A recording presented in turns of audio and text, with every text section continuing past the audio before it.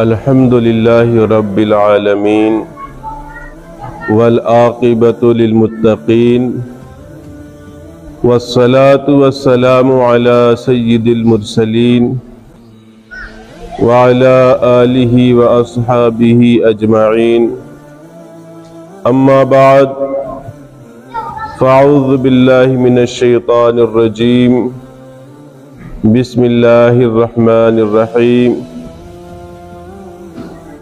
قال النبی صلی اللہ علیہ وسلم افضل الاعمال احمزها صدق رسولہ النبی الامین المتین الکریم ونحن على ذلك لمن الشاہدین والشاکرین والحمد للہ رب العالمین۔ آئیے کچھ سننے سنانے سے قبل ہم اور آپ اپنی اور ساری کائنات کے مرکز عقیدت حضور رحمت للعالمین جناب احمد مجتبی محمد مصطفیٰ صلی اللہ تعالی علیہ وسلم کی بارگاہ بے کس پناہ میں درود شریف کا نذرانہ پیش کرتے ہیں، مگر جس طریقے سے میں پڑھا ہوں آپ بھی میرے ساتھ مل کر بلند آواز سے پڑھیں۔ الصلاۃ والسلام علیک یا رسول اللہ، الصلاۃ والسلام علیک یا حبیب اللہ، الصلاۃ والسلام علیک یا نبی اللہ وعلی آلک واصحابک یا نور اللہ۔ نویت سنت الاعتکاف۔ بڑے ہی مشہور بزرگ ہیں حضرت ابو عبد الرحمن سخاوی رحمۃ اللہ تعالی علیہ۔ انہوں نے کتاب لکھی ہے القول البدیع، جو مکمل درود شریف پر ہے۔ اس میں انہوں نے ایک واقعہ تحریر کیا ہے کہ مصر میں ایک شخص رہتا تھا جس کا نام تھا ابو سعید الخیاط۔ یہ بندہ لوگوں سے دور اکیلے رہا کرتا تھا، کسی سے ملاقات نہیں کرتا تھا، اپنی تنہائی کی زندگی گزارتا تھا، خلوت نشینی اختیار کیے ہوئے تھا۔ اس کے شب و روز میں کسی سے ملنا جلنا نہیں تھا۔ اچانک کیا دیکھا گیا کہ وہ شخص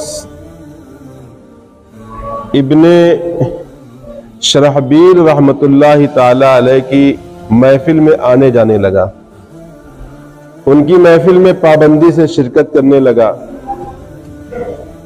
اس کے یہ بدلاؤ کو دیکھ کر لوگ حیران ہوئے کہ آخر کیا ماجرا ہے کہ اچانک یہ شخص جو سب سے الگ رہتا تھا، سب سے کٹا ہوا رہتا تھا، اچانک بزرگ کی محفل میں آنے جانے لگا۔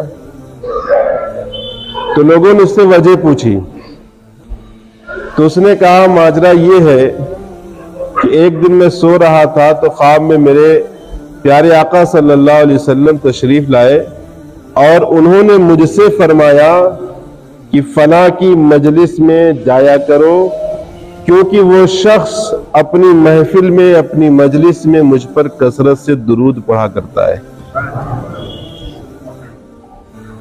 بعد میں جب اس بزرگ کا انتقال ہوا جن کی محفل کی یہ بات تھی، تو انہیں خواب میں دیکھا گیا کہ اللہ نے انہیں انعامات سے نوازا ہے، انہیں جنت کے نعمتوں سے نوازا ہے۔ تو کسی نے ان سے پوچھا کہ یہ انعام کیسے ملا آپ کو، یہ مرتبہ، یہ مقام، یہ اللہ کا احسان آپ کیسے پانے میں کامیاب ہو گئے؟ تو کہا کہ اللہ نے صرف مجھے نبی پہ کثرت سے درود پڑھنے کے صدقے میں بخش دیا ہے۔ آئیے محبت کے ساتھ مل کر پڑھتے ہیں اللہم صلی علی سیدنا مولانا محمد معدن الجود والکرم وآلہ بارک وسلم صلی اللہ تعالی علیہ وآلہ وسلم۔ حضرات زیادہ وقت نہ لیں گے کیونکہ طبیعت صحیح ہے نہیں، کوشش کروں گا جتنا کچھ ہو سکے عرض کر دوں۔ حضرت سیدنا بلال رضی اللہ تعالیٰ عنہ فرماتے ہیں کہ ایک سخت سرد رات میں بہت زبردست ٹھنڈک پڑ رہی تھی، تو صبح فجر کے وقت میں نے اذان دی مسجد نبوی میں، تو کوئی آیا نہیں۔ کچھ دیر کے بعد حضرت بلال کہتے ہیں میں نے پھر اذان دی، پھر بھی کوئی نہیں آئے، کوئی صحابی حاضر نہ ہوئے۔ یہ منظر دیکھ کر حضور صلی اللہ علیہ وسلم نے ان سے دریافت فرمایا کہ ماجرا کیا ہے؟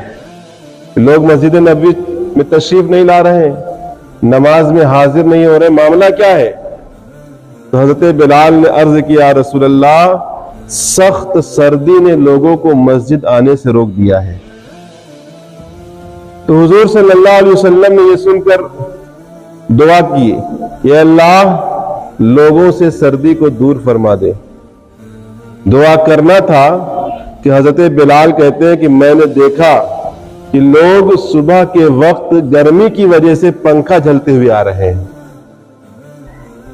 حضور کی دعا، ادھر نبی نے دعا کی کہ اللہ لوگوں سے سردی کو دور فرما دے، حضرت بلال کہتے ہیں کہ میں نے دیکھا کہ صبح کے وقت لوگ گرمی کی وجہ سے پنکھا جل رہے ہیں۔ تو اعلیٰ حضرت گنگنا پڑتے ہیں، اجابت کا صحرا عنایت کا جوڑا، اجابت کا صحرا عنایت کا جوڑا، دلہن بن کے نکلی دعائے محمد، اور اجابت میں جھک کر گلے سے لگایا بڑھی ناز سے جب دعائے محمد۔ تو حضرت بلال رضی اللہ تعالیٰ نے واقعہ ذکر کیا۔ تو محترم صحابین کرام، اللہ رب العزت نے ہمیں 4 موسم عطا کیے ہیں۔ 4 موسم اللہ نے پیدا فرمائے، سردی، گرمی، بہار، خزاں، اور ہر موسم کی اپنی اپنی خصوصیت بھی ہے اور اپنے اپنے فائدے بھی ہیں، ان کے خاص پھل بھی ہیں اور ان کا اپنا مزہ بھی ہے۔ گرمی میں بہت سارے ایسی فصلیں تیار ہوتی ہیں جو ہماری زندگی کی اہم ترین ضروریات میں سے ہیں۔ گرمی میں ہمارے بدن سے پسینہ نکلتا ہے، تو یہ پسینہ جو نکلتا ہے ہمارے بدن سے، یہ ہمارے بدن سے بہت ساری بیماریوں کو لے کر نکلتا ہے۔ تو گرمی بھی ایک نعمت ہے۔ سردی یہ بھی ایک بہت بڑی نعمت ہے کہ جب سردی کا موسم آتا ہے تو بہت سے ایسے پھل ملتے ہیں جو گرمیوں میں نصیب نہیں ہوتے۔ بہار کا موسم آتا ہے تو ہر طرف ہریالی ہوتی ہے، تازگی ہوتی ہے، ہر طرف رنگ برنگے پھول کھل جاتے ہیں۔ تو 4 موسم اللہ نے بنائے ہیں، یہ 4 موسم اللہ نے پیدا کیے ہیں، اور دنیا میں بہت سارے ملک ایسے ہیں جہاں پہ یہ 4 موسم ایک ساتھ نہیں آتے، ایک سال میں نہیں آتے۔ بعض جگہ گرمی گرمی ہوتی ہے، بعض جگہ سردی سردی ہوتی ہے، بعض جگہ بارش ہی بارش ہوتی ہے۔ لیکن یہ اللہ کی رحمت پہ قربان جائیے کہ ہم جس ملک میں ہیں یہ 4 موسم ایک سال میں آتے ہیں۔ اللہ نے ہمیں یہ 4 موسم ایک سال کے اندر عطا فرما دیے ہیں۔ گرمی کا بھی مزہ لے لیتے ہیں، سردی کا بھی مزہ لے لیتے ہیں، بہار کا بھی مزہ، خزاں کا بھی مزہ لے لیتے ہیں۔ تو اللہ نے جو چیز پیدا کی ہے، وہ چاہے موسم ہو یا کوئی بھی چیز ہو، وہ سب کے سب فائدے مند ہیں۔ یہ موسم کی تبدیلیوں میں اللہ کی بے شمار حکمتیں ہیں، لیکن ہم ناتواں اور کمزور لوگ اس حالت میں ہے کہ ذرا سی سردی زیادہ ہو جائے تو پکار اٹھتے ہیں کہ یار سردی بہت زیادہ ہے، گرمی ہونی چاہیے، کاش کی گرمی آ جائے۔ گرمی زیادہ ہو گئی تو بھی بے قرار ہو جاتے ہیں، بے چین ہو جاتے ہیں، یار گرمی بہت برداشت سے باہر ہے، سردی آ جانا چاہیے۔ جبکہ ہونا یہ چاہیے تھا کہ سردی ہو یا گرمی ہو، کوئی بھی ہو، ہمیں ہر حال میں صبر کرنا چاہیے، ہمیں صبر کا دامن تھامے رہنا چاہیے، اور کسی بھی موسم کو برا نہیں کہنا چاہیے، کسی بھی موسم سے شکوہ نہیں کرنا چاہیے، کیونکہ موسم کو برا کہنا گویا موسم کے پیدا کرنے والے کو برا کہنا ہے۔ اللہ کے نبی صلی اللہ علیہ وسلم، بخاری شریف کی حدیث ہے 6181 نمبر، حدیث قدسی ہے کہ اللہ تعالیٰ نے فرمایا کہ ابن آدم مجھے گالی دیتا ہے، آدمی مجھے گالیاں دیتا ہے، زمانے کو برا کہتا ہے، حالانکہ زمانہ تو میں ہی ہوں، یعنی زمانے کا بنانے والا تو میں ہوں، اس کے دن اور رات میرے قبضے قدرت میں ہیں۔ اور ایک حدیث پاک میں، صحیح مسلم شریف کی حدیث میں 2246 نمبر کی حدیث پاک ہے کہ نبی پاک صلی اللہ علیہ وسلم نے فرمایا کہ موسم کو برا نہ کہو، موسم کا شکوہ نہ کرو، کیونکہ موسم تو اللہ تعالیٰ نے بنایا ہے، موسم تو اللہ تعالیٰ نے پیدا کیا ہے۔ تو پتہ کیا چلا کہ ہمیں موسم کو برا بھلا نہیں کہنا چاہیے۔ لوگ کہتے ہیں بڑی سردی ہو گئی ہے، تو وہ یہ کہہ کر کے گویا کہہ رہا ہے کہ اللہ تم نے کتنی سردی بڑھا دی، گرمی بہت زیادہ ہو گئی ہے، گویا وہ یہ کہہ رہا ہے کہ اللہ تم نے گرمی کتنی بڑھا رکھی ہے۔ تو گویا موسم سے شکایت کرنا یہ اللہ کی بارگاہ میں شکوہ کرنا ہے۔ اس لیے ہمیں موسم کو، زمانے کو برا بھلا نہیں کہنا چاہیے۔ اور یہ سردی اور گرمی ہوتی کیوں ہے؟ اس کا اصل سبب کیا ہے؟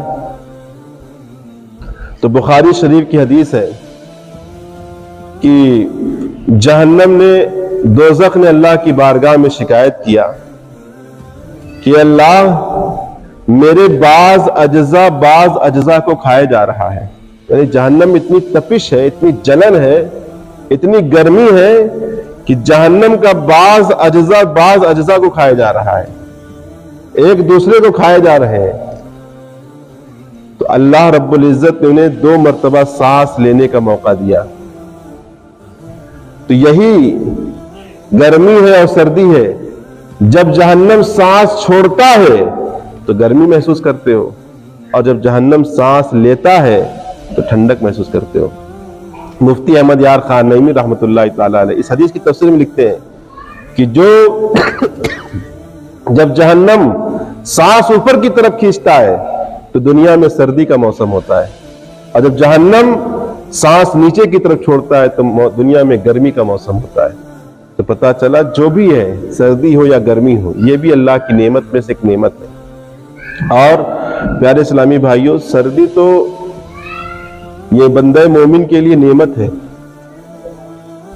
موسم بہار ہے، کیونکہ اس کے دن چھوٹے ہوتے ہیں، رات لمبی ہوتی ہے، اس کا دن ٹھنڈا ہوتا ہے، سرد ہوتا ہے، تو اس میں بندہ مومن آسانی سے روزہ رکھ سکتا ہے، نہ بھوک کا احساس ہوگا، نہ پیاس کی شدت ہوگی، نہ گرمی کا احساس ہوگا، بڑی آسانی سے سردی کا روزہ رکھ سکتا ہے۔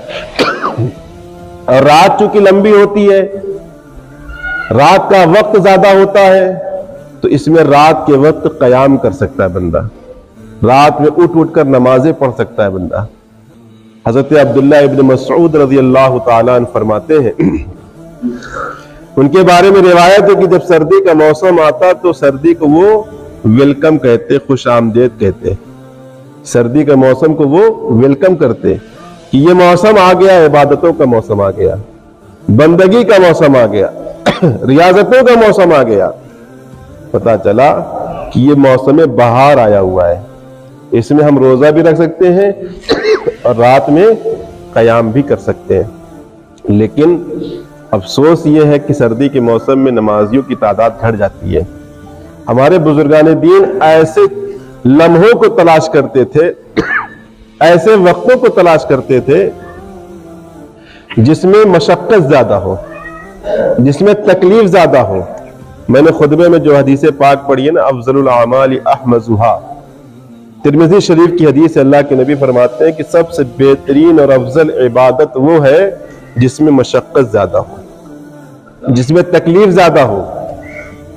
تو لوگ ظہر تو پڑھ لیتے ہیں، عصر تو پڑھ لیتے ہیں، مغرب پڑھ لیتے ہیں، عشاء اور فجر یہ بہت بھاری ہو جاتا ہے۔ عشاء میں کھانا کھانے کی طرف انسان راغب ہوتا ہے، بستر کی طرف جانے میں راغب ہوتا ہے، اہل خانہ بیٹھے ہوتے ہیں، بات چیت کر رہا ہوتا ہے۔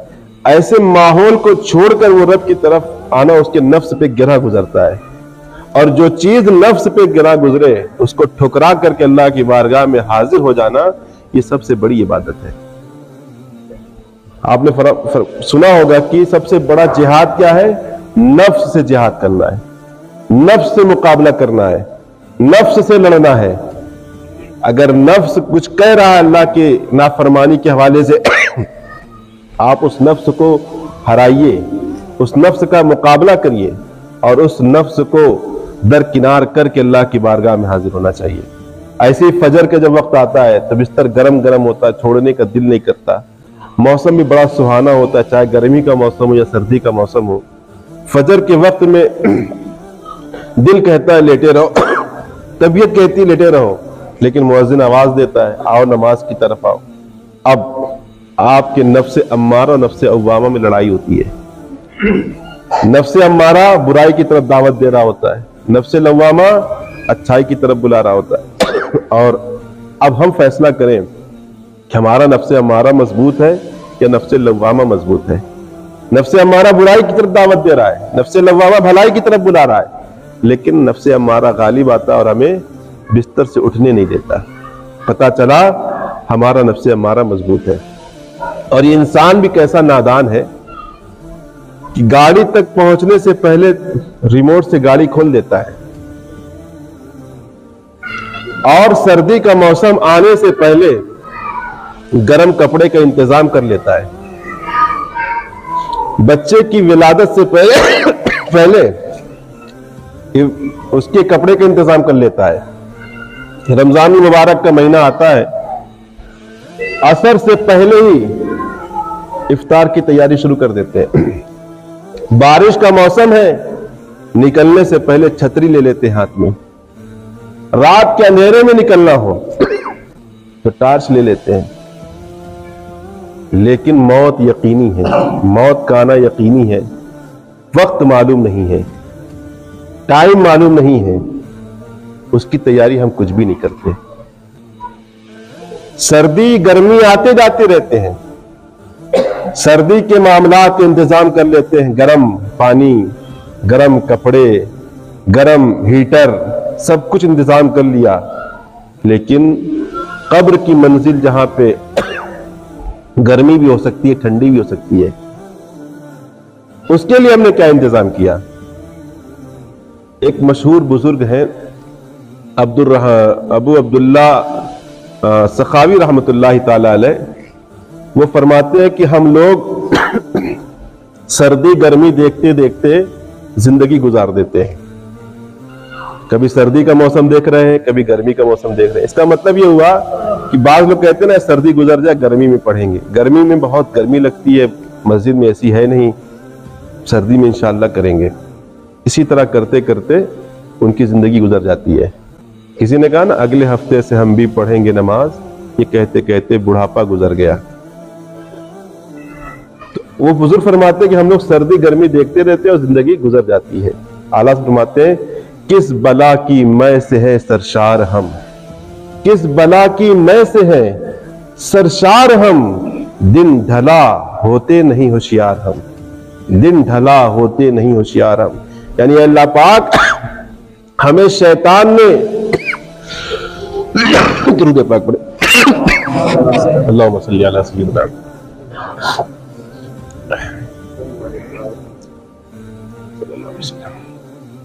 عرض کرتے ہیں اللہ شیطان نے ہمیں کس قدر فضولیات میں، لغویات میں، گناہوں میں مبتلا کر رکھا ہے، ایسا بدمست کر دیا ہے کہ زندگی کے ایام گزرتے جا رہے ہیں لیکن ہم ہوش میں آنے کا نام نہیں لے رہے ہیں۔ تو میرے ملت کے نوجوانوں، بزرگوں، دوستوں، آج سردی کا وقت ہے، یہ تو عمل کرنے کا وقت ہے، فجر میں تعداد بڑھانے کا وقت ہے، نمازوں کی تعداد بڑھانے کا وقت ہے۔ مولا علی رضی اللہ تعالیٰ عنہ گرمی کے روزوں کا انتظار کیا کرتے تھے، ان کی تمنا ہوتی تھی گرمی کا روزہ ہے اس میں رکھیں، پیاس کی شدت جتنی زیادہ محسوس ہوگی اتنا ثواب بھی زیادہ ہوگا۔ اور کربلا کے میدان میں آپ نے دیکھا، اس کی قیامت تک، صبح قیامت تک کی مثال ہے یہ، اتنے سارے مسائل تھے، دکھ آلام کے پہاڑ ٹوٹ رہے تھے، لیکن نماز قضا نہیں ہوئی، نماز ادا ہوئی، کیونکہ نواسۂ رسول کو پتا تھا کہ جتنی مصیبتیں زیادہ ہوتی ہیں اتنا ثواب بھی زیادہ ہو جاتا ہے۔ تو آج آپ کا امتحان بھی چل رہا گویا ایک طریقے سے کہ آپ یہ سردی کے جو معاملات ہے اس کو شکست دے کر کے آپ اللہ کی بارگاہ میں حاضر ہوتے ہیں، یا سردی آپ کو اپنے پنجے میں جکڑ لیتی ہے؟ اللہ تعالیٰ سے دعا ہے کہ ہم سب کو نماز سے، قرآن سے، شریعت سے محبت کرنے کی توفیق عطا فرمائے۔ وآخر دعوانا الحمدللہ رب العالمین۔